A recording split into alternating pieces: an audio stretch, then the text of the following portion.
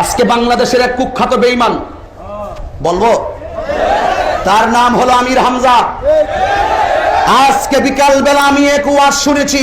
তাহলে আমাদের দেশে একটা ভুয়া কথা চালু করা আছে, আওলাদের রাসূল শুনলে আমরা পাগল পারা হয়ে পায়ে সেজদা দেই। এই কথা বলটা কেন?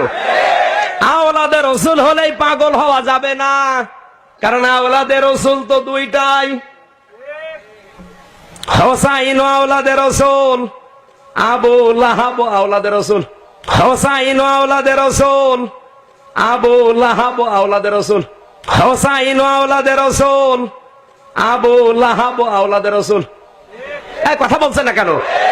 সে ডাইরেক্ট বলছে ইমাম হুসাইন যদি আওলাদের রাসূল হয় তাইলে আবু লাহাব নাকি আওলাদের রাসূল? হোসাইন আওলাদের রাসূল, আবু লাহাব আওলাদের রাসূল। এত আস্তে নাউজুবিল্লাহ বললেন।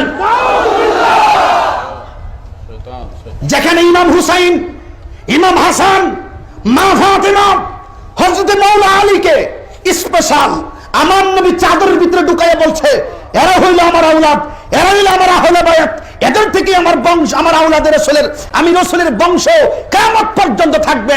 এমনকি তাদের মধ্য থেকেই ইমাম মেহেদী কিয়ামতের আগে দুনিয়াতে আগমন করবেন, যাদের মর্যাদা আওলাদের রাসূলের মর্যাদা।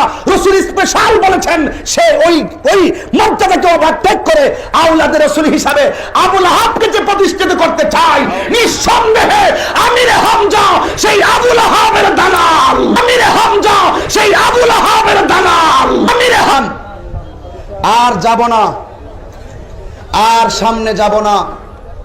আমি বুঝাইলাম আপনাকে ওই কথাটাই। অন্ধভক্ত কাহারও হবেন না, যাচাই করবেন সে কি বলে, কোরআন সুন্নাহ অবজার্ভ করবেন, তার কথা সঠিক আছে কিনা, তারপরে আপনারা তাকে ভালোবাসবেন। আমির হামজার অনেক ভক্ত থাকতে পারেন, কিন্তু ঢালাও ফ্রেন্ড হবেন না। যদি সে ভুল বলে আপনি ভুল বলবেন, আপনার বিবেকও বলবে আবু লাহাব কিভাবে আওলাদের রাসূল হয়। আবু লাহাবের ব্যাপারে আল্লাহ পাক কোরআনে এক আয়াত নাযিল, কোরআনে সূরা নাযিল করছেন, সূরা লাহাব, যেখানে বলা হয়েছে তাব্বাত ইয়াদা আবি লাহাবি ওয়া তাব, আবু লাহাবের দুই হাত ধ্বংস হোক। যেখানে আবু লাহাবের ধ্বংস কামনা করা হয়, সেখানে বাংলাদেশের কুখ্যাত আমির হামজা, আমি তার 4টা মুনাফিকি ধরেছি, আজকে আরেকটা ধরলাম 5টা, এই 5 বার ধরলাম।